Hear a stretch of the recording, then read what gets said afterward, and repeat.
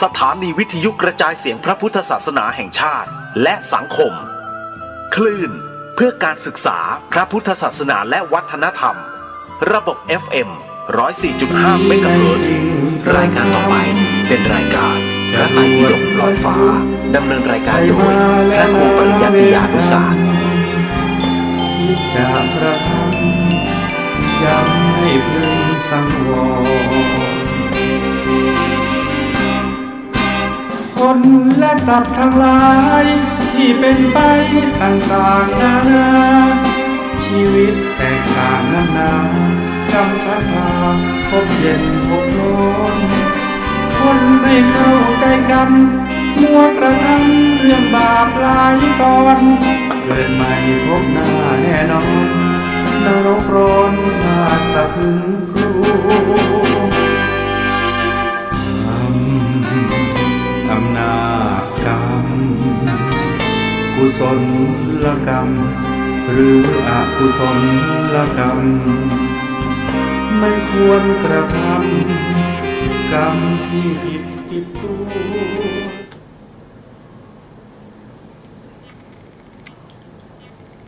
พุทธังสรณังคัจฉามิธัมมังสรณังคัจฉามิสังฆังสรณังคัจฉามิกราบนมัสการพระมหาเถระพระสังฆาธิการพระเถรานุเถระสวัสดีท่านผู้ฟังและผู้ชมทุกท่านที่ติดตามในรายการพระไตรปิฎกลอยฟ้าครั้งนี้เป็นครั้งที่75ในเรื่องของสติปัฏฐาน4สติปัฏฐาน4เป็นการประพฤติปฏิบัติในพระพุทธศาสนามีอยู่4อย่างหนึ่งก็คือกายานุปัสสนาสติปัฏฐานอันนี้ก็คือตามกำหนดรู้ลึกรู้พิจารณาในเรื่องของกายก็มีอยู่ทั้งหมด14ปัพพะ14ปัพพะก็จะมีหนึ่งก็คืออารัมมันโทษทีอานาปานสติปัพพะสองก็คืออิริยาบถปัพพะสามก็คือสัมปชัญญะปัพพะสี่ก็คือปฏิกูลมนสิการห้าก็คือธาตุจัตุธาตุววฐานกำหนดเรื่องของธาตุและที่เหลืออีก9นะที่เหลืออีก9ก็คือได้แก่เรื่องของการพิจารณาเรื่องของอสุภะ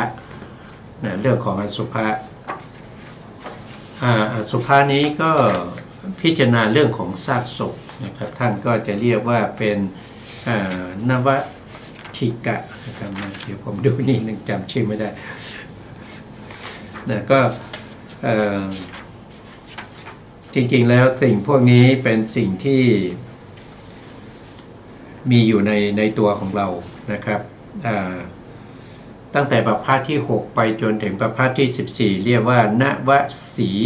วทิกะประพาสก็คือเรื่องของการพิจารณาซากศพนะ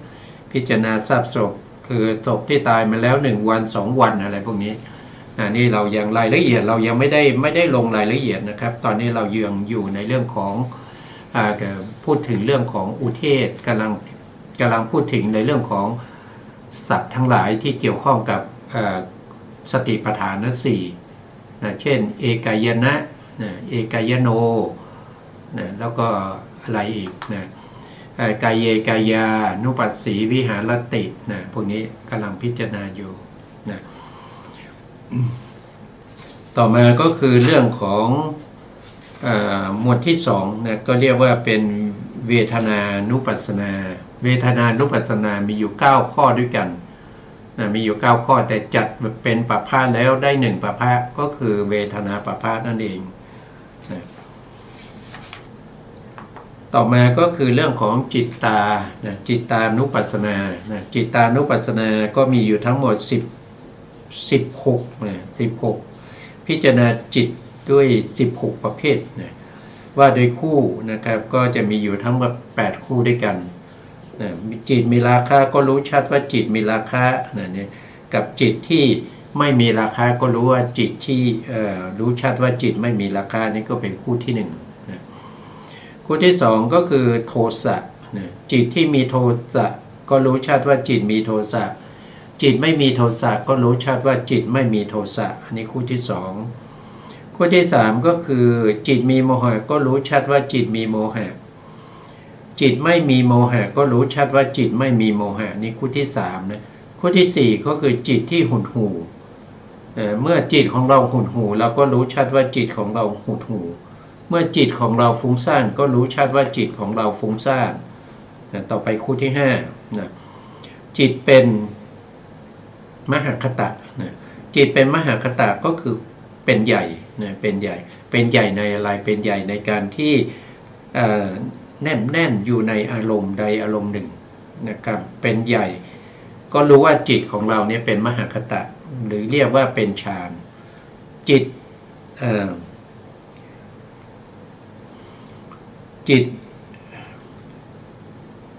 หรือจิตเป็นอัปปนานะครับอัปปนาก็รู้ชัดว่าจิตเป็นอัปปนานะต่อไปจิตที่เป็นสาอุตระก็คือประเภทที่เป็นสมาธิแบบอุปจารสมาธิก็รู้ชัดว่าจิตของเราเป็นสาอุตระจิตไม่เป็นสาอุตระก็รู้ชัดว่าจิตไม่เป็นสาอุตระก็คือจิตที่ไม่เข้าถึงอุปจารสมาธินะต่อไปจิตคู่ที่เจ็ดจิตตั้งมั่นก็รู้ชัดว่าจิตตั้งมั่นนะจิตไม่ตั้งมั่นก็รู้ชัดว่าจิตไม่ตั้งมั่นนะคู่ที่แปดนะครับก็คือจิตวิมุตตินะก็รู้ชัดว่าจิตของเรานี้หลุดพ้นนะก็คือวิมุตติก็คือหลุดพ้นนั่นเอง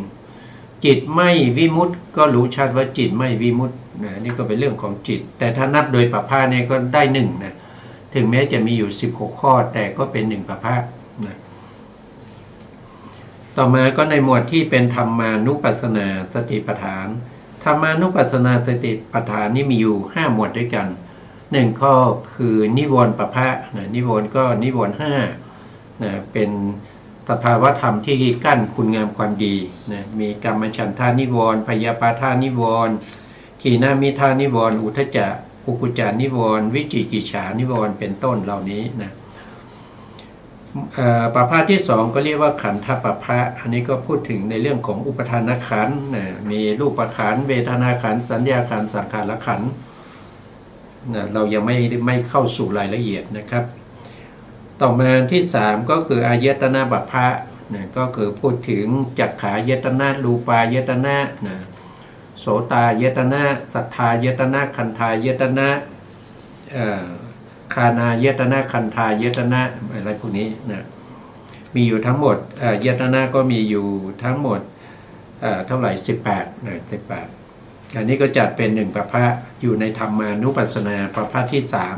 3ปภะที่4ก็คือได้แก่โพชฌงค์โพชฌงค์ปภะโพชฌงค์แห่งเป็นองค์แห่งการตรัสรู้นะครับก็มีอยู่7ข้อด้วยกันเนี่ย1ก็คือสติสัมโพชฌงค์เนาะ2ธรรมะจยะสัมโพชฌงค์3ก็คือวิริยะสัมโพชฌงค์4คือปิติสัมโพชฌงค์5คือปัสสัทธิสัมโพชฌงค์6คือสมาธิสัมโพชฌงค์7ก็คืออุเบกขาสัมโพชฌงค์หมวดสุดท้ายก็เรียกว่าเป็นสัจจะปภะนะสัจจะปภะสัจจะปภะนี่ก็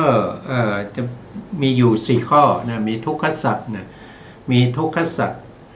ทุกขสัจทุกขสมุทัยสัจทุกขานิโรธทุกขานิโรธคามินีปฏิปทานะพวกนี้เป็นอารมณ์นะเป็นอารมณ์ให้แก่อะไรให้แก่สตินะเป็นอารมณ์ให้แก่สติสมาธิ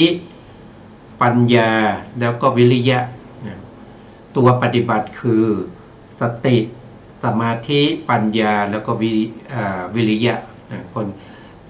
เป็นตัวที่เข้าไปกำหนดรู้รอบรู้นะทำให้เจริญยิ่งขึ้นทำให้เข้าถึงมรรคผลนิพพานได้ให้ได้นะอันนี้ก็เป็นเขาเรียกว่าเป็นสติปัฏฐานนะสติปัฏฐาน4ข้อด้วยกันนะครับก็คือแต่ถ้าเรารวมเป็นปภะ ทั้งหมดในสติปัฏฐาน4นี้ก็จะมีอยู่21นะมีอยู่21ประภะกายานุปัสสนาสติปัฏฐานเนี่ยมีอยู่14ประภะเวทนาจัดไป1นะแล้วก็จิตจัดไป1นะ14 15 16นะครับแล้วก็มีธรรมานุปัสสนาสติปัฏฐานอีกเท่าไหร่5นะครับ5ก็จะมี1คือนิวรณ์ประภาส2ขันธ์3อัญญตนะ4คือธาตุ5คือโพชฌงค์7คืออริยมรรคนะครับรวมกันก็จะเป็นเท่าไหร่เป็น21นะเป็น21รวมแล้วก็เป็น21ประภะนะครับครั้งที่แล้วเราพูดถึงในเรื่องของสัมปชัญญะนะเรื่องของสัมปชัญญะในเรื่องของสัมปชัญญะเนี่ยเรานำข้อมูลในการศึกษาร่วมกันครั้งที่แล้วเรานำมาจากในเรื่องของธรรมสังคณีนะธรรมสังคณีปกรณ์อยู่ในพระไตรปิฎกชุด91เล่มที่75นะ75อยู่ในส่วนของอภิธรรมปิฎกนะอยู่ในส่วนของอภิธรรมปิฎกอยู่ในหน้าที่เท่าไหร่นะ362นะอยู่ในหน้าที่362นะเราก็ไปดูต่อจากครั้งที่แล้วนะครับครั้งที่แล้วเราพูดถึงในเรื่องของปัญญาภละอยู่นะครับปัญญาภละก็ถึงตรงที่ว่าปัญญากิริยาที่รู้ชัดปัญญาเป็นกิริยาที่รู้ชัดปัญญาคืออะไรปัญญาก็คือถ้าพูดไปแล้วก็คือเจตสิกดวงหนึ่งนะครับเป็นเจตสิกที่อยู่ในกลุ่มของโสภณเจตสิกนะครับแล้วก็ปัญญานี้จะประกอบกับจิตในจิตที่เป็นประเภทที่มีเขาเรียกว่าเป็นติเหตุกะนะครับก็คือเป็นประเภทที่มีเหตุ3ประกอบเพราะฉะนั้นปัญญาก็จะประกอบอยู่ในมหากุศลนะที่เป็นญาณสัมปยุตนะครับมหาวิบากที่เป็นญาณสัมปยุตและมหากิริยาที่เป็นญาณสัมปยุตแล้วก็ฌานจิตนะฌานจิตเนี่ยที่เป็นรูปฌานนะรูปฌานมี5นะครับแล้วก็วิบากนะครับวิบากที่เป็นฌานนะครับเขาเรียกว่าเป็นรูปวิบากนะรูปวิบากอีก5นะแล้วก็รูปกิริยาอีก5นะแล้วก็ยังมีในส่วนที่เป็นอรูปนะอรูปก็จะมีอยู่12มีกุศล4มีวิบาก4แล้วก็มีกิริยาอีก4พวกนี้เป็นมีปัญญาประกอบนะเป็นจิตประเภทที่มีปัญญาประกอบนะแล้วก็ยังมีในมรรคอีกนะครับมรรคนี้ต้องมีปัญญาทุกดวงนะครับถ้าว่าโดยย่อก็จะมีอยู่8มีมรรค4ผล4ถ้าว่าโดยพิสดารก็มรรค20ผล20นะแต่เราพูดถึงสติปัฏฐานเนี่ยเราพูดถึงสติปัฏฐานก็คือตัวปัญญาที่เข้าไปรอบรู้นะรอบรู้กำหนดรู้พิจารณานะครับพิจารณาไตร่ตรองนะวิจัยในสภาวธรรมเหล่านั้นเพราะฉะนั้นก็พูดถึงปัญญาที่อยู่ในมหากุศลนะอยู่ในมหากุศลอยู่ในมหากุศลที่เป็นญาณสัมปยุตบางท่านจะถามว่าตรงกิริยาได้ไหมตรงกิริยาก็ได้นะครับสำหรับพระอรหันต์ที่ท่านจะเข้าพละสมบัติแต่ท่านไม่ได้มีกิจที่จะทำการประหารอนุสัยกิเลสแล้วนะเราก็ไม่จัดอยู่ในที่นี้นะเราเอาเฉพาะในส่วนที่เป็นเหตุเป็นปัจจัยในการที่จะกำจัดซึ่งกิเลสทั้งหลายนะครับโดยมีรูปนามเป็นอารมณ์ยังอยู่ในส่วนที่เป็นโลกิยะนะครับตั้งแต่ญาณที่เท่าไหร่นะครับถ้าว่าโดยวิปัสสนาญาณก็ตั้งแต่เห็น สามัญญลักษณะก็คือได้เห็นความเกิดขึ้นตั้งอยู่ดับไปของรูปนามนะสามารถสนญาณเป็นต้นไปซึ่งเป็นญาณที่สามนะไปจนถึงอะไรนะครับจนถึงอนุโลมญาณนะครับพวกนี้จะมีรูปนามขันธ์ห้าเป็นอารมณ์นะครับเป็นอารมณ์ในลักษณะไหนนะครับก็รูปนามขันธ์ห้านี่ปรากฏโดยความเป็นลักษณะของความไม่เที่ยงเป็นทุกข์เป็นอนัตตานะเป็นสิ่งที่น่าเบื่อหน่ายนะน่าเบื่อหน่ายเป็นสิ่งที่เป็นโทษเป็นสิ่งที่เห็นเป็นเริ่มต้นก็เห็นโดยความเป็นอนิจจังทุกขังและอนัตตาต่อมาก็เห็นว่ามีการเกิดขึ้นแล้วก็ดับไปอุทยพยญาณต่อจากนั้นก็เห็นเป็นภัยเห็นเป็นโทษนะแล้วก็เกิดความเบื่อหน่ายหาทางที่จะหลุดพ้นไปจากรูปนามขันธ์ห้าแล้วก็พิจารณารูปนามโดยกว้างขวางแล้วก็อนุโลมตามรูปนามเหล่านั้นวางเฉยในรูปนามเหล่านั้นอันนี้ก็เป็นตัวปัญญานะครับเข้าไปประกอบรอบรู้ถ้าไม่มีปัญญาสมมติว่าเป็นมหากุศลในการพิจารณาเหมือนกันแต่ไม่ใช่เป็นญาณสัมปยุตแต่เป็นญาณวิปยุตเนี่ยถ้าเป็นญาณวิปยุตนี้ก็จะไม่สามารถเข้าถึงนามรูปปริเฉทญาณนะครับเพราะนามรูปปริเฉทญาณเนี่ยจะต้องเห็นชัดนะครับแยกรูปแยกนามได้นะครับรูปนามนี้ไม่ใช่อันนี้คือรูปอันนี้คือนามนะคือละเอียดลงไปอีกคือกายเยกายานุปัสสีคือแยกย่อยเข้าไปในกายส่วนใหญ่นะครับกลายเป็นผมขนเล็บฟันหนังในผมขนเล็บฟันหนังนั้นนะครับก็ยังมีมหาพุทธรูปแล้วก็มีอุปทายรูปที่เป็นธาตุที่อาศัยมหาพุทธรูปเกิดไปจนถึงไหนถ้าเรายกตัวอย่างเช่นในทวารทางตาเนี่ยใช่ไหมในทวารทางตาเนี่ยเราก็จะเห็นได้ว่าการเกิดขึ้นของการเห็นเนี่ยมันประกอบด้วยหนึ่งก็คือมีรูปารมณ์นั้นจะต้องมากระทบกับจักขุประสาทแล้วก็หวั่นไหวทำให้จักขุวิญญาณอาศัยรูปารมณ์แล้วก็ไปเห็นอาศัยจักขุประสาทแล้วก็ไปเห็นรูปารมณ์ทีนี้ต้องเราจะรู้ได้ยังไงว่าอันนี้คือรูปารมณ์ก็มีลักษณะบ่งบอกของรูปารมณ์เรารู้ชัดถึงลักษณะของรูปารมณ์แล้วยังถ้าเรายังไม่รู้ชัดเรายังไม่เห็นนั่นแสดงว่าเราแยกรูปยังไม่ได้นะครับเราเห็นมันก็เห็นเป็นกลุ่มเป็นก้อนเป็นนิมิตเป็นอนุพยัญชนะที่เกาะติดกันเป็นกลุ่มเป็นก้อนเป็นกลุ่มเป็นก้อนอยู่นะครับแยกไม่ได้แยกคณะสัญญาไม่ออกแยกสันตติบัญญัติไม่แตกไม่ขาดออกจากกันเพราะเรายังไม่มีปัญญาไม่มีปัญญาในมหากุศลจิตที่กำลังกำหนดรู้ปัญญาจะเกิดขึ้นได้ยังไงปัญญาจะเกิดขึ้นได้ด้วยการมีสมาธิที่จะทำให้เกิดปัญญา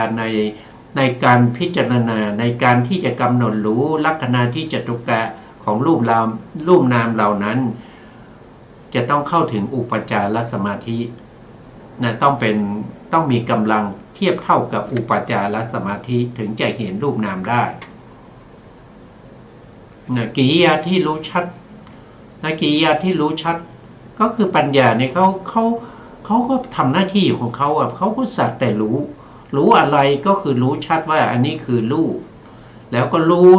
ย่อยลงไปว่าอันนี้คือรูปารมณ์รู้ได้ยังไงก็เพราะว่าเขารู้ว่า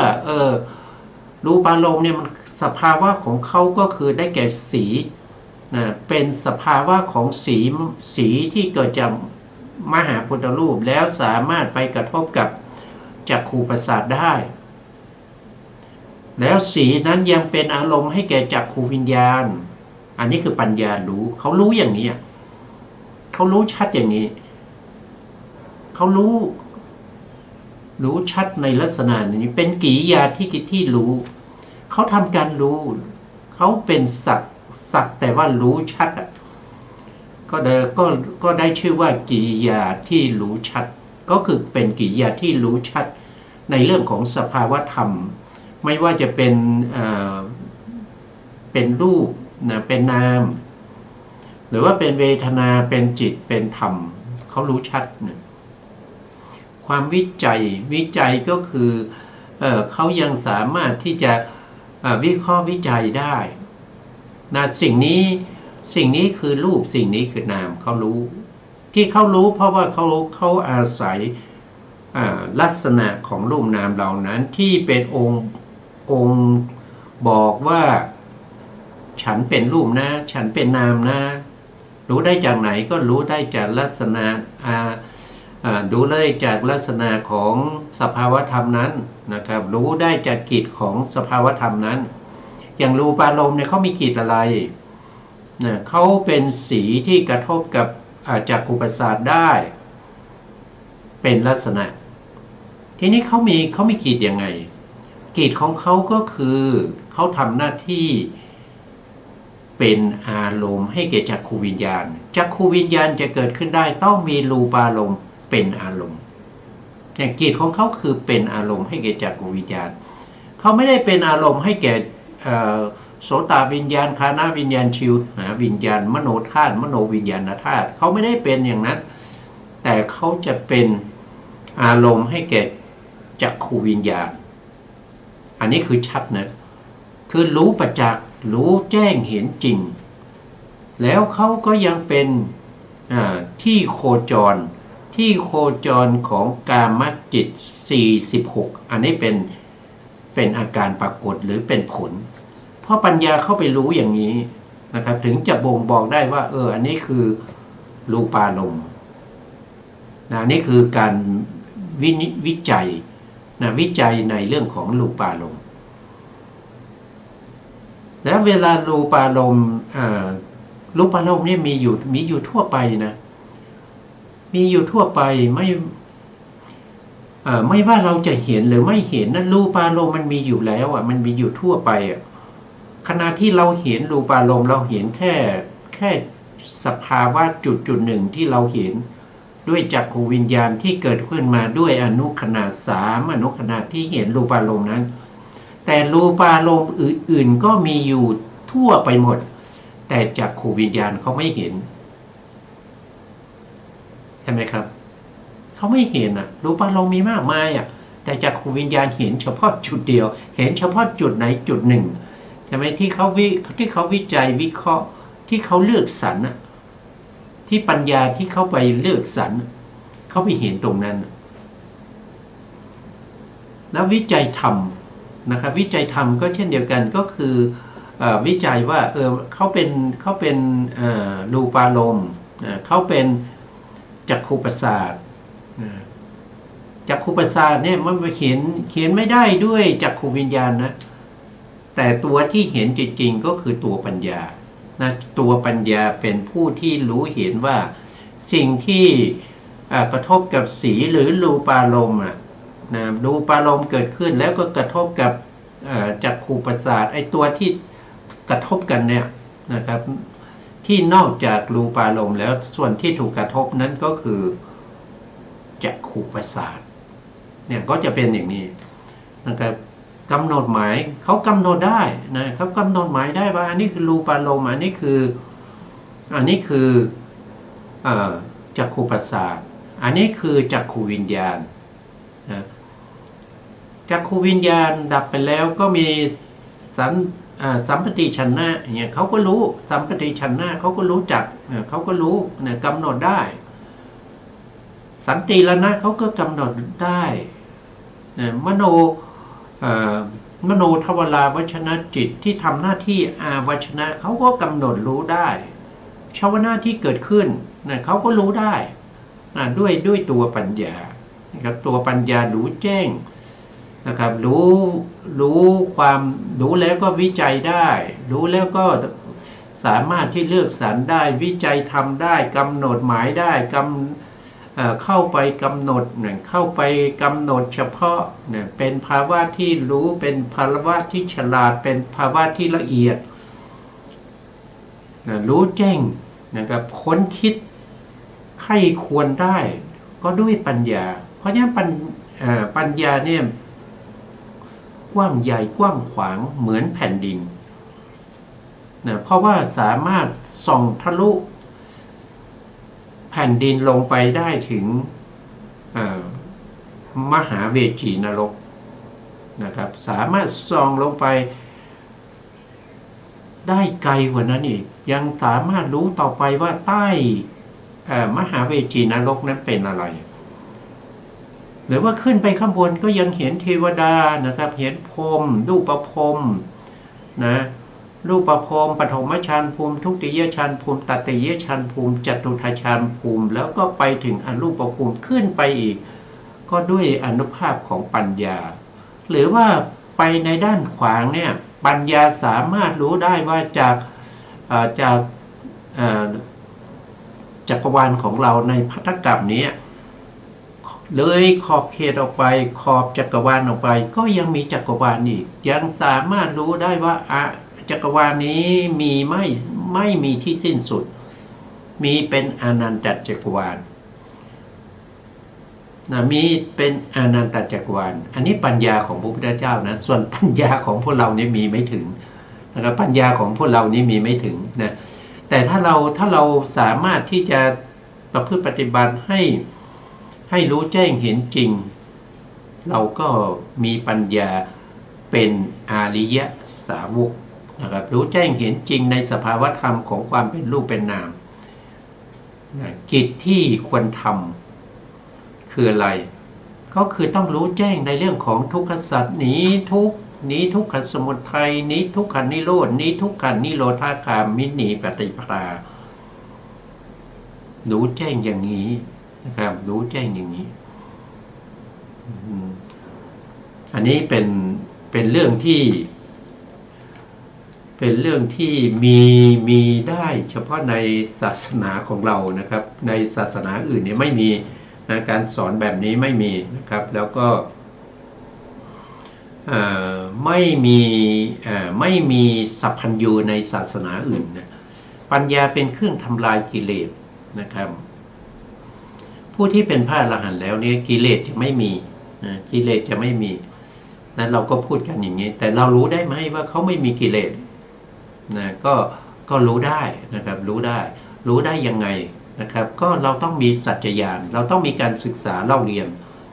นะเราต้องมีการศึกษาเล่าเรียนเรามีสัจจญาณเรามีสุตตะเราก็สามารถพิสูจน์ได้นะครับก็ด้วยการไปอยู่ร่วมด้วยเป็นระยะเวลานานๆผู้มีปัญญาก็จะรู้ได้ว่าเขาเป็นพระอริยะนะหรือจะให้รู้ชัดเข้าไปอีกว่าเขาเป็นพระอริยะจริงหรือเปล่านั่นก็คือเราต้องปฏิบัติให้เข้าถึงสภาวะของความเป็นพระอริยะก่อน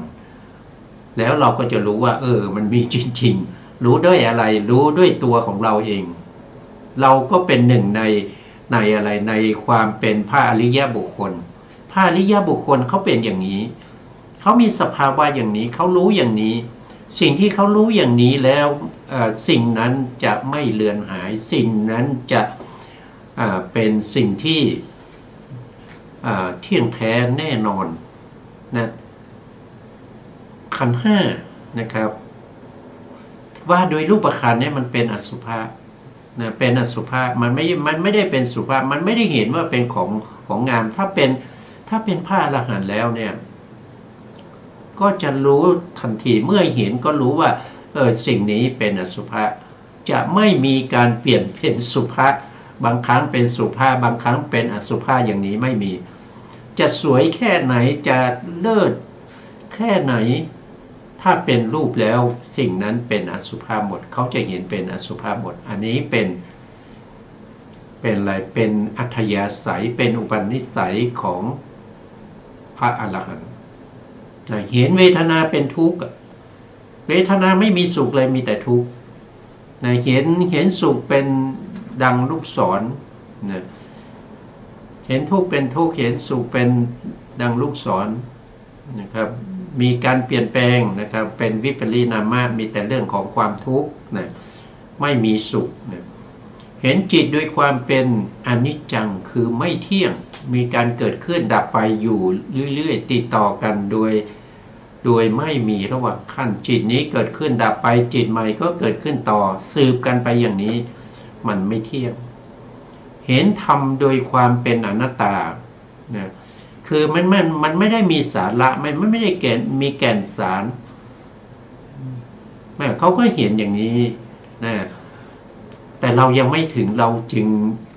ไม่สามารถรู้ได้นะเพราะฉะนั้นสิ่งแรกที่เราต้องทำนั่นก็คือจะต้องศึกษาให้มีสุตตะให้มีสัจจญาณให้รู้แจ้งเห็นจริงนะเพราะเราเป็นชาวพุทธเพราะฉะนั้นความเป็นชาวพุทธเนี่ยอย่าให้ใครมาหลอกเราได้นะครับหลอกเราได้ว่าพระอรหันต์รูปนั้นนะพระอรหันต์รูปนี้นะครับพากันไปนะครับสุดท้ายเป็นไงลาสิกขาไปแล้วนะครับลาสิกขาไปแล้วไปมีครอบครัวแล้วนะอันนี้ก็เพราะเราต้องเข้าใจนะครับต้องเข้าใจว่าความเป็นพระอรหันต์เนี่ยมันไม่ใช่ใครมาแต่งตั้งให้ได้นะครับไม่ใช่คนนั้นคนนี้มาบอกนะครับแต่เป็นด้วยคุณธรรมนะครับที่อยู่ในตัวของเขา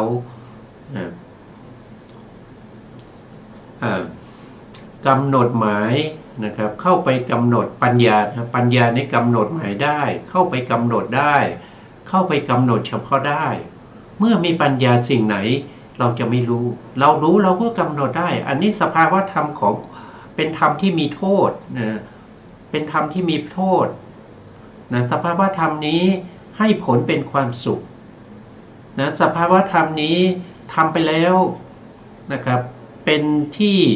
สิ้นไปแห่งความทุกข์นะครับสิ้นไปแห่งความทุกข์นะธรรมนี้เป็นข้อปฏิบัติให้ถึงความดับทุกข์เนี่ยเราก็กำหนดได้นะครับเราก็กำหนดได้อันนี้คือศีลใช่ไหมอันนี้คือศีลอันนี้คือทานนะศีลทานนะศีลกับทานนะครับที่เราทำไปนี้ก็เพื่อประโยชน์ในภพหน้าเนี่ยเราก็รู้ว่าเราให้ทานเรารักษาศีลให้บริบูรณ์เนี่ยมันเป็นประโยชน์ในภพหน้าแต่การที่เราทำมาหากินนะครับไปศึกษาเล่าเรียนวิชาเป็นช่างไฟฟ้านะเป็นวิศวกรนะครับเป็นช่างยนต์เป็นอะไรก็ตามเป็นนักบัญชีเป็นนักกฎหมายอันนี้เพื่อประโยชน์ในภพนี้ก็คือมาประกอบอาชีพเลี้ยงชีพในภพนี้เนี่ยเราก็รู้นะครับแต่ทั้งการประกอบอาชีพในการศึกษาเล่าเรียนในศิลปะต่างๆเพื่อให้มีอาชีพมีหน้ามีตาในสังคมในภพนี้แล้วก็ให้ทานรักษาศีลนี้ก็อย่าลืมนะครับเพื่อประโยชน์อย่างยิ่งนั่นก็คือต้องมีการภาวนามีการเจริญในเรื่องของสติปัฏฐาน4วิปัสสนาในเรื่องของสมถะสมาธิเพื่อประโยชน์ในอย่างยิ่งในโอกาสต่อไปนะครับต้องประพฤติปฏิบัตินะเพื่อให้ปัญญานี้เข้าถึงจนสามารถเข้าไปกำหนดเฉพาะนะครับภาวะที่รู้ภาวะที่ฉลาดภาวะที่ละเอียดภาวะที่รู้แจ้งภาวะที่ค้นคิดอะไรค้นคิดหาสัจธรรมค้นคิดหาว่าอะไรคือทุกขสัจอะไรคือทุกขสมุทัยอะไรคือทุกขานิโรธอะไรคือทุกขปฏิปทาข้อปฏิบัติให้ถึงความดับทุกข์นั้นเรารู้จากการศึกษามาแล้วเรามีสัจจญาณเรามีสุตตะอยู่แล้วว่าข้อปฏิบัติให้ถึงความพ้นทุกข์ก็คือมีมรรคใช่ไหมครับสัมมาทิฏฐิสัมมาทิฏฐิสัมมาสังกัปปะสัมมาวาจาสัมมากัมมันตะสัมมาอาชีวะ แต่เรายังไม่รู้ซาบซึ้งถึงใจของเราต้องพยายามค้นคิดทำยังไงสิ่งเหล่านี้จะเป็นอันเดียวกับจิตใจของเราเมื่อเห็นปุ๊บก็รู้ทันทีว่านี้ทุกข์นะเมื่อสัมผัสก็รู้ทันทีว่านี้ทุกขสมุทัยเมื่อเข้าถึงความดับทุกข์ได้ก็รู้ว่านี้คือทุกขนิโรธนี้คือข้อปฏิบัติให้ถึงความดับทุกข์ครับก็มีศีลมีสมาธิมีวิปัสสนาอย่างเนี้ยนะความใคร่ควรปัญญาเหมือนแผ่นดินปัญญาเป็นเครื่องทำลายกิเลสปัญญาเป็นเครื่องนำทางนะถ้าไม่มีปัญญานำทางนะเราก็จะถึงสุคติหรือเปล่าก็ไม่รู้นะที่เราได้มาเป็นสุคติเนี่ยเราก็มีปัญญาในการนำทางเพราะเรารู้ว่าการให้ทานและการรักษาศีลเนี่ยเราจะได้เกิดมาเป็นมนุษย์เป็นเทวดาอีกใช่ไหมครับถ้าเราไม่รู้เราไม่มีปัญญาเราไม่รู้เพราะฉะนั้นเราก็ไม่มีเครื่องนำทางนะครับเมื่อตายไปก็เข้าถึงอบายทุกขตินรกพวกนี้นะความเห็นแจ้งความรู้ชัดปัญญาเป็นปัตตักปัญญาปัญอินทรีย์กำลังคือปัญญาเหมือนสัตตานะพวกนี้ก็เป็นความหมายของปัญญานะครับปัญญาเหมือนปัสสาทปัญญาสว่างนะครับความสว่างคือปัญญาแสงสว่างคือปัญญาคือประทีปนะปัญญาเหมือนดวงแก้วความไม่หลงนะปัญญาคือความไม่หลงอันนี้ก็ชอบใจนะความไม่หลงคือปัญญานะครับก็คืออาสามโมหะนะอาสามโมหะคือความไม่หลงนะความไม่หลงไม่หลงไปไหนไม่หลงทางไปในอบายนะครับไม่หลงทางไปอบายความวินิจฉัยธรรมนะสัมมาทิฏฐิในสมัยนั้นอันใดนี้ชื่อว่าปัญญาภละมีในสมัยนั้นอันนี้ก็เป็นเรื่องของปัญญาภละนะครับก็ต่อไปเราก็ไปดูในหน้าที่เท่าไหร่นะอันนี้ก็จะเอาไว้แค่นี้นะครับนะไปดูในหน้าที่เท่าไหร่นะก็จะมีในหน้าที่332นะ332ก็ไป332อันนี้เป็นเรื่องของความหมายของปัญญินทรีย์นะนี่เรามาดู ความหมายของคำว่าปัญญินทรีย์ปชานาติปัญญาธรรมที่ชื่อว่าปัญญาเพราะอาจว่าย่อมรู้ทั่วแค่ไหนนะครับก็คือรู้แจ้งอริยสัจนั่นแหละนะครับพระอรหันต์เขารู้ยังไงนะครับอรหันตมรรคเขารู้ยังไงนะก็รู้แจ้งอย่างนั้นนะครับก็คือเป็นอัตนะครับย่อมรู้แจ้งรู้ทั่วในสภาวธรรมทั้งหลายที่เป็นทุกขสัจนะรู้ทั่วในทุกขสมุทัยรู้ทั่วในทุกขนิโรธรู้ทั่วในทุกขปฏิปทาข้อปฏิบัติให้ถึงความดับทุกข์ถามว่าย่อมรู้ทั่วซึ่งอะไรนะครับตอบว่าย่อมรู้ทั่วในอริยสัจสี่ทั้งหลายโดยมีในคำว่าหนีทุกข์แต่ในอัตถกถาอาจารย์กล่าวว่าชื่อว่าปัญญาเพราะอาจว่าย่อมรู้ถามว่าย่อมรู้อะไรตอบว่าย่อมรู้อนิจจังทุกขังอนัตตานี่เป็นวิปัสสนาญาณนะครับตั้งแต่ญาณที่เท่าไหร่ที่รู้อนิจจังทุกขังอนัตตาก็คือตั้งแต่ญาณที่3นะวิปัสสนาญาณที่3สัมมัสสนญาณหรือเราจะเรียกว่าถ้าว่าโดยปริญญาก็จะเป็นตีรณปริญญานะครับปริญญาก็ปัญญานั้นชื่อว่าอินทรีย์ด้วยอัตว่าเป็นอธิปดีเพราะครอบงำ อวิชชาอธิบดีเนี่ย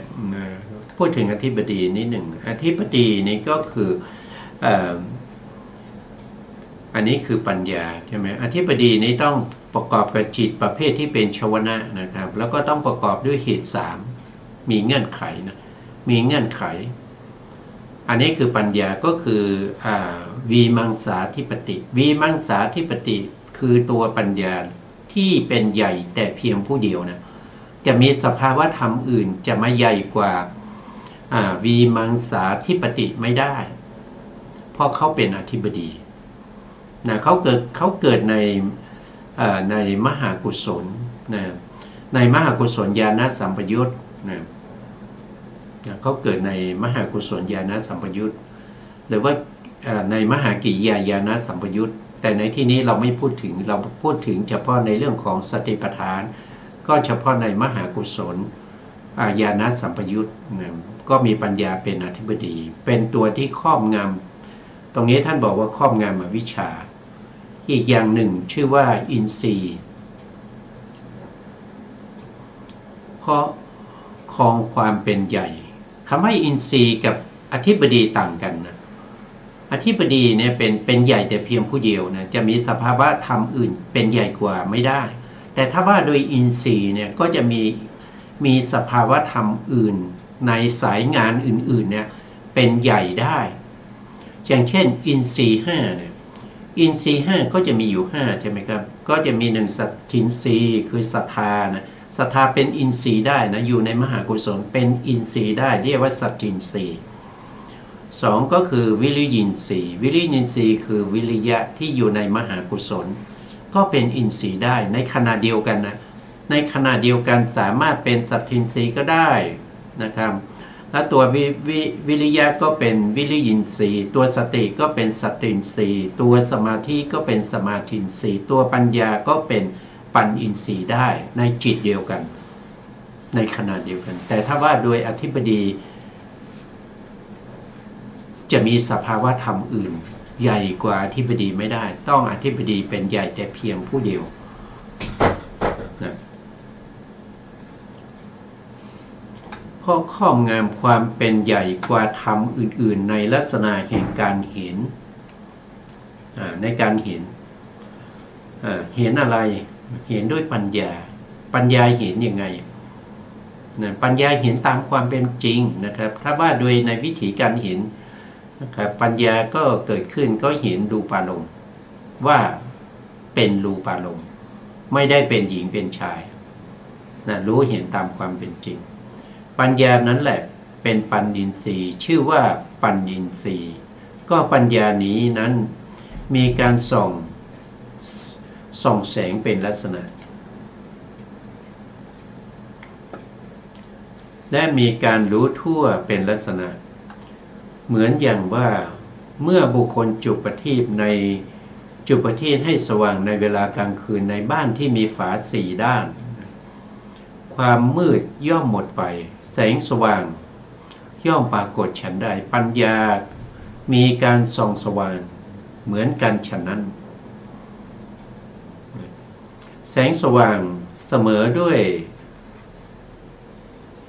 แสงสว่างของปัญญาไม่มีนะครับแสงสว่างอื่นเนี่ยจะเหมือนกับแสงสว่างของปัญญาไม่มีจริงอยู่เมื่อมหาบุรุษผู้มีปัญญานั่งด้วยบัลลังก์เดียวนะครับอันนี้ก็มหาบุรุษก็คือพระโพธิสัตว์พระโพธิสัตว์นั่งอยู่ใต้ต้นสีมหาโพธิ์บนบัลลังก์บนวชิระบัลลังก์หมื่นโลกธาตุก็สว่างสว่างเป็นอันเดียวกันตรงนี้ก็คือในขณะที่หลังจากที่กำจัดพ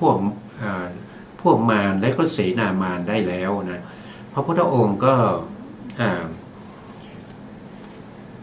กำหนดลมหายใจอานาปานสตินะครับใช้อานาปานสติในการ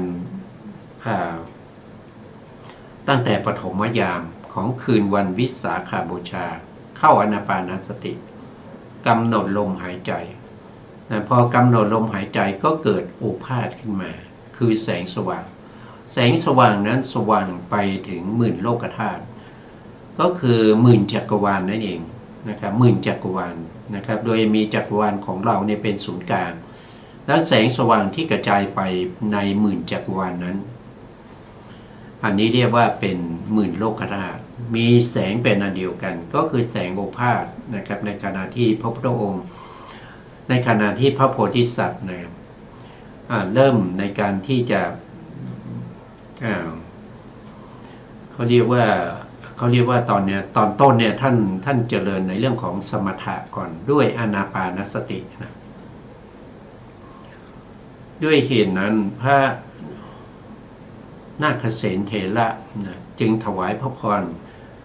อันนี้ก็พูดถึง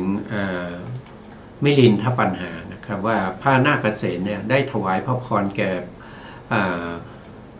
พระเจ้ามิลินนะครับมหาบพิตรในเวลาที่มืดค่ำนะบุรุษพึงเอาประทีปเข้าไปวางไว้ในบ้านประทีปนั้นนำเข้าไปย่อมกำจัดความมืดย่อมยังโอภาสให้เกิดขึ้นย่อมยังแสงสว่างให้รุ่งเรืองย่อมทำให้รูปทั้งหลายปรากฏฉันใดมหาบพิตรปัญญาก็ฉันนั้นเหมือนกันเมื่อเกิดขึ้นย่อมมีการกำจัดความมืดอวิชชาย่อม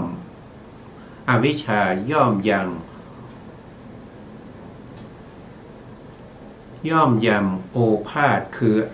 คือวิชาให้เกิดขึ้นย่อมยังแสงสว่างคือญาณให้รุ่งโรจน์และย่อมทำอริยสัจ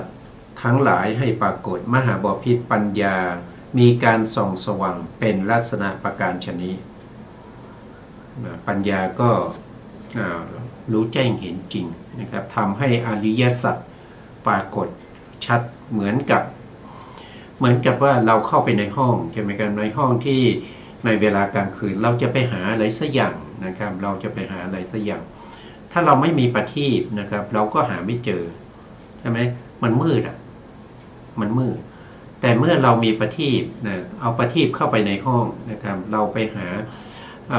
หาจีวรนะครับเราไปหาจีวรหรือหาสบง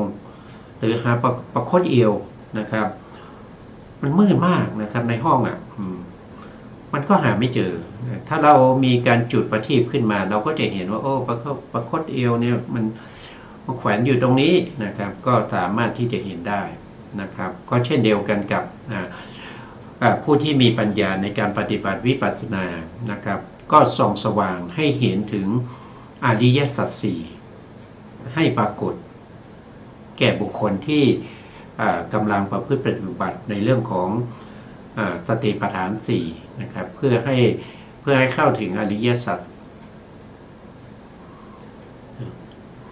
อันนี้เป็นลักษณะของปัญญานะครับอีกอย่างหนึ่งปัญญาเมื่อเกิดขึ้นแล้วย่อมรู้ซึ่งธรรมทั้งหลายว่านี้กุศลนี้กุศล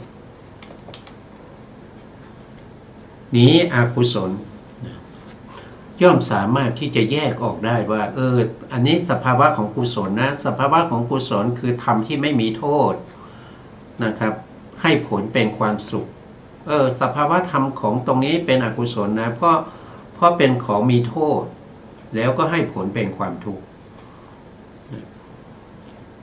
แล้วก็ยังรู้ชัดไปอีกว่ากุศลนั้นเป็นสภาวะธรรมที่ควรเสพควรทำให้มีขึ้นควรทำให้เกิดบ่อยๆอันนี้เป็นอกุศลเป็นธรรมที่มีโทษเนี่ยสภาวะนี้ไม่ควรเสพนะครับสภาวะนี้ควรกำจัดสภาวะนี้ไม่ปราณีตสภาวะนี้มันเป็นธรรมดำนะครับไม่ดีนะก็รู้ชัดด้วยตัวปัญญาดูชัดนะครับถ้าเป็นกุศลก็เป็นสภาวะที่ปราณีตนะครับเป็นธรรมขาวนะครับอย่างนี้เป็นต้นนะครับเหมือนกับแพทย์ผู้ฉลาดนะครับที่รู้โรคนะครับรู้เหตุของโรคย่อมรู้เภสัชนะก็คือยานะครับที่จะต้อง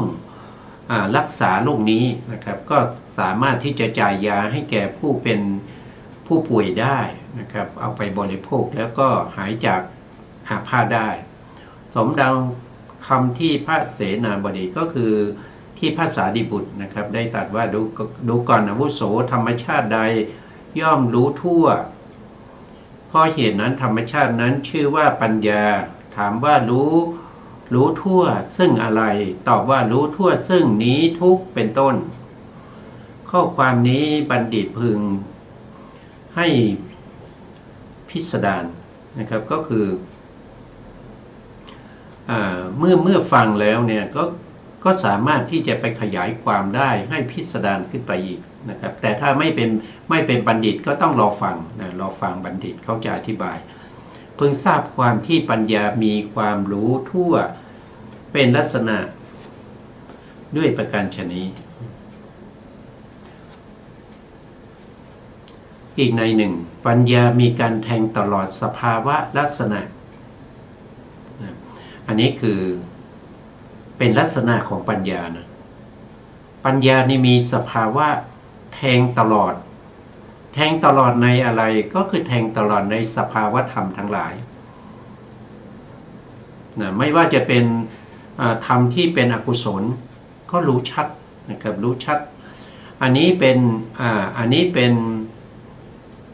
นิวรณ์นะเป็นกามฉันทานิวรณ์อันนี้เป็นพยาบาทานิวรณ์อันนี้เป็น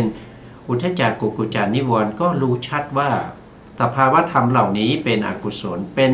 สภาวะธรรมที่เป็นนิวรณ์เป็นสภาวะที่กั้นคุณงามความดีก็รู้ชัดได้ยังไงก็ตัวปัญญาเข้าไปรู้นะรู้ชัดว่าอันนี้คือกิเลสนะครับโลภะกิเลสโทสะกิเลสโมหะกิเลสนะทิฏฐิกิเลสมานะกิเลสอหิริกะกิเลสอโนตปากิเลสอุทธัจจะกิเลสนะครับถีนากิเลสวิจิกิจฉากิเลสเป็นสภาวะธรรมที่มีโทษเป็นธรรมดำให้ผลเป็นความทุกข์มันก็รู้ชัดด้วยตัวปัญญาถ้าไม่ใช่ปัญญาจะไม่รู้ชัดนะตัวรู้ก็มีหลายตัวใช่ไหมถ้าพูดโดยจิตเนี่ยจิตทุกดวงนี้ก็รู้แต่จิตทุกดวงเนี่ยจะไม่รู้ชัดเหมือนปัญญาเช่นโลภะจิตเนี่ยก็รู้ไหมก็รู้โลภะจิตเขารู้อะไรเขารู้กรรมธรรมทั้งหมดเขารู้โลกิยจิตเขารู้โลกิยจิต81นะเขารู้ไปถึงมรรคโทษทีเขารู้ไปถึงมหาคตาจิตเขารู้นะเขารู้จิตไปจนถึงโลกิยจิตเอามาเป็นอารมณ์ได้โลภะนะโลภะแต่เขาไม่สามารถที่จะรู้มรรคผลนิพพานได้เท่านั้นเองนะครับโลภะนะครับโทสะโมหะเนี่ยเขาไม่สามารถจะเอามรรคผลนิพพานมาเป็นอารมณ์ได้แต่เขาก็รู้นะเขารู้ได้นะครับอย่างเช่นเราปฏิบัติธรรมเนี่ยกายเยกายานุปัสสีเนี่ยตามรู้ตามเห็นกายในกายอยู่เนืองๆถามว่าบางครั้งเป็นโลภะมีไหมโลภะเขารู้นะเขารู้ว่าอันนี้คือรูปนะอันนี้คือรูปอันนี้คือกายอันนี้คือเวทนานี้คือจิตนะนี่คือธรรมเนี่ยเขารู้นะเพราะฉะนั้นผู้ปฏิบัติเนี่ยถ้าเราไม่ใส่ใจให้ดีนะครับเราไม่พยายามสังเกตให้ดีเนี่ยบางครั้งการปฏิบัติที่เราเห็นรูปเห็นนามเราเห็นด้วยโลภะนะเราเห็นด้วยโลภะนะบางครั้งเราเห็นด้วยโทสะนะบางครั้งเราเห็นด้วยโมหะสิ่งที่เห็นเหล่านั้นเนี่ยมันเป็นธรรมที่เป็นโลกิยะและเป็นกรรมธรรมโลภะนี่สามารถรู้กรรมธรรมเขาไม่รู้เฉพาะโลกุตตรธรรมเท่านั้นเพราะฉะนั้นผู้ปฏิบัติก็ต้องสังเกตว่าในขณะที่เรากำหนดรู้ถึงกายในกายอยู่เนี่ยขณะนั้นเป็นโลภะไหมหรือว่าเป็นมหากุศลอันนี้คือข้อที่มันเหมือนกันแต่ตัวปัญญาเป็นตัวที่แทงตลอดว่าอันนี้เป็นธรรมดำอันนี้เป็นธรรมขาวเพราะฉะนั้นธรรมดำก็มีโทษธรรมขาวก็มี ให้ผลเป็นความสุขนะครับก็ด้วยอาศัยปัญญาถ้าไม่มีปัญญาเราจะแยกไม่ออกว่าตัวรู้ที่เข้าไปกำหนดรู้นั้นเป็นอกุศลหรือว่าเป็นกุศลถ้าเป็นอกุศลก็ให้ผลเหมือนกันเป็นกุศลก็ให้ผลเหมือนกันนะครับก็ไม่แตกต่างนะแต่ผลเขาเนี่ยมันแตกต่างนะเขาให้ผลเหมือนกันนะนี่ก็ให้ผลนี่ก็ให้ผลแต่ผลของอกุศลก็คือเป็นทุกข์ผลของกุศลก็เป็นความสุขนะครับอีกในหนึ่งปัญญามีการแทงตลอดเป็นสภาวะลักษณะหรือมีการแทงตลอดไม่ผิดพลาดเป็นลักษณะดูการแทงของลูกศรที่ในขมังธนูผู้ฉลาดยิงไปฉะนั้นมีการส่งให้เห็นอารมณ์เป็นรสดุจประทีปมีการไม่หลงเป็นปัจจุปฐานอันนี้ก็เป็นเหตุใกล้มีความไม่หลงเป็นเหตุใกล้นะครับอันนี้ก็เป็นเรื่องของปัญญาครับวันนี้เราก็เราจะใกล้หมดแล้วนะครับเพราะฉะนั้นเราก็จะคืนเวลาให้ทางสถานีนะครับในโอกาสต่อไปเราก็จะพบกันใหม่ในครั้งต่อไปนะ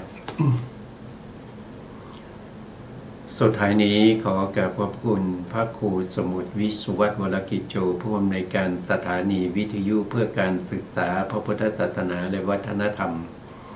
FM 104.5 เมกะเฮิรตซ์วัดฝายหยินจังหวัดเชียงใหม่และขอกราบขอบพระคุณพระครูปริยัติยานุศาสตร์ขอบคุณท่านผู้ฟังและผู้ชมทุกท่านที่ติดตามในรายการพระไตรปิฎกลอยฟ้าพบกันใหม่ในโอกาสต่อไปครับวันนี้ลาไปก่อนครับสวัสดีครับ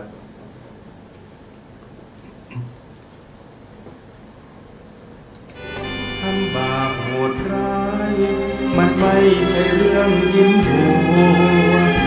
ผลลัพธ์น่ากลัวน่ากลัว